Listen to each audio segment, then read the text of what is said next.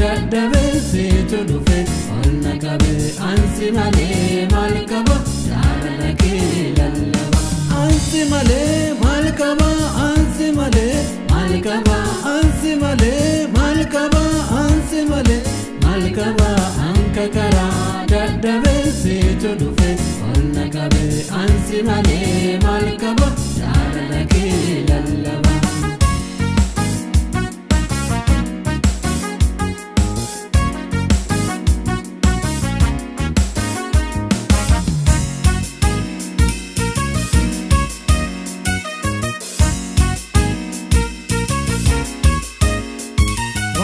ansi in argadde ansi injiru baddi fadde shaytanni kana kuban qabdu na kuffisu ka kufte cabdu wamille shaytanan argatu walidachate haadu qattu amana kan ke keessa jira enutu na tuqase bira Yesus malab dadda ha an kana fi Yesus tarfada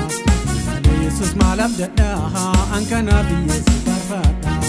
ansi male mal qaba ansi male mal qaba ansi male mal qaba ansi male mal qaba anka kara daddabe situ dhufe olna qabe ansi male mal qaba jaalala kee lallaba ansi male mal qaba ansi male mal qaba ansi male mal qaba ansi male mal qaba anka kara daddabe situ dhufe olna qabe ansi male mal qaba jaalala kee lallaba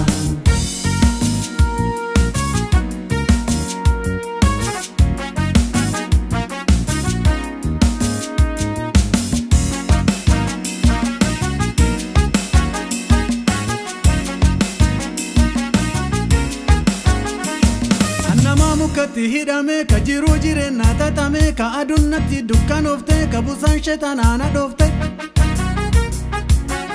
Sila ka du'aaf qophaa'e yoo tana ka du'ee battaa'e ka abdii kutadhee dadhabe Yesuusitu na dhaqqabe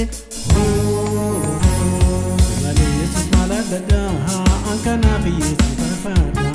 Malee Yesuus maalaaf dadhaa an kanaaf Yesuus tarfaadha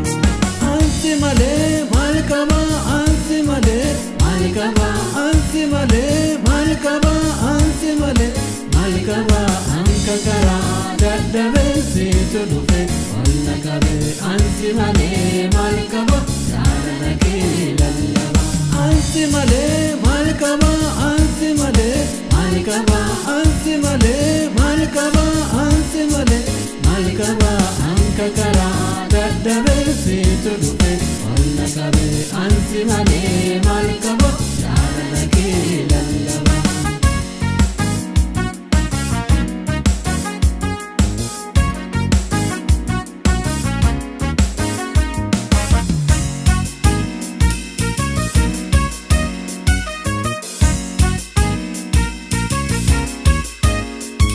Mootii aboo irraa hin jinne ka akka keeti hin argine mootummaan lafa kun kadhara mootummaan kee ka bara Tamaneen eebbifame galmee jireenyaatti caafame barumaa baraanii jiraata galataa fulfinnaa siif laata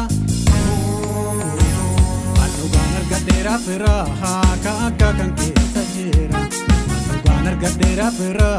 ka akka kan keessa jira Ansi malee maal qaba ansi malee maal qaba ansi malee maal qaba ansi malee maal qaba anka karaa daddabe situ dhufe olna qabe ansi malee